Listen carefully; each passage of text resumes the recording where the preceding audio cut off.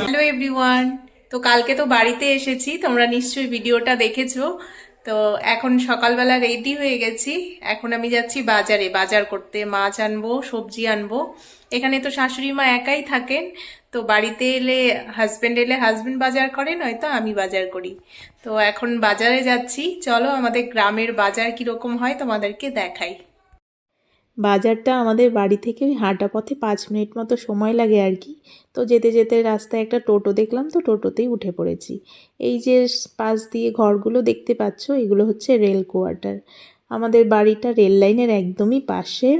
এই যে সামনে রেল লাইন। তো চলে এসেছি বাজারে, প্রথমে মাছ বাজারেই ঢুকলাম।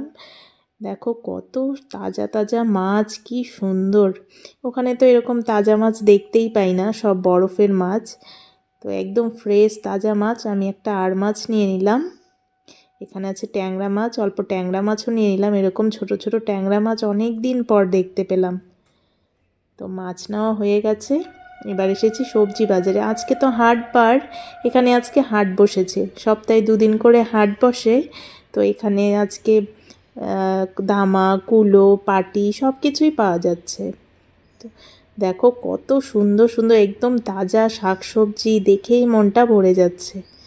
তো শাক সবজি, মাছ, অল্প ফলও নিয়ে নিলাম মেয়ের জন্য। এবার বাড়ি যাচ্ছি।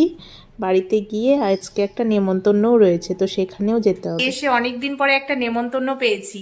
কিসের নেমন্তন্ন সেটা তো তোমরা জানতেই পারবে আস্তে আস্তে। তো রেডি হয়ে গেছি, অনেক দিন পর আজকে একটি ছাপা শাড়ি পরেছি। শাড়ি পরতে আমি বরাবরই ভীষণ ভালোবাসি, তবে সময়ের অভাবে এখন আর পরা হয়ে ওঠে না। আর এই ছাপা শাড়িগুলো তো আমার সেই বিয়ের শাড়ি, ভাজই ভাঙা হয়নি। যেহেতু এখানে থাকি না, এখানে বাড়িতে এলে তাও 1-2 দিন পরা হয়। আর ছাপা শাড়ি পরে আমাকে কেমন লাগছে অবশ্যই কমেন্ট করে জানিও। এখন চলো তোমাদের একটা জিনিস দেখাই। এই দেখো, এই গোলাপ ফুল গাছটাতে কত সুন্দর ফুল এসেছে দেখো। বিয়ের পরে আমি এই গাছটা এই বাড়িতে এনে লাগিয়েছিলাম। এখন দেখো কত বড় হয়ে গেছে আর কত ফুল ফুটেছে গাছটাতে। আর এই যে এই গাছটা দেখতে পাচ্ছ, এটাও অশোক ফুলের গাছ। এটাও খুব সুন্দর ফুল ফোটে। আর গাছ লাগাতে তো আমার ভীষণ ভালো লাগে।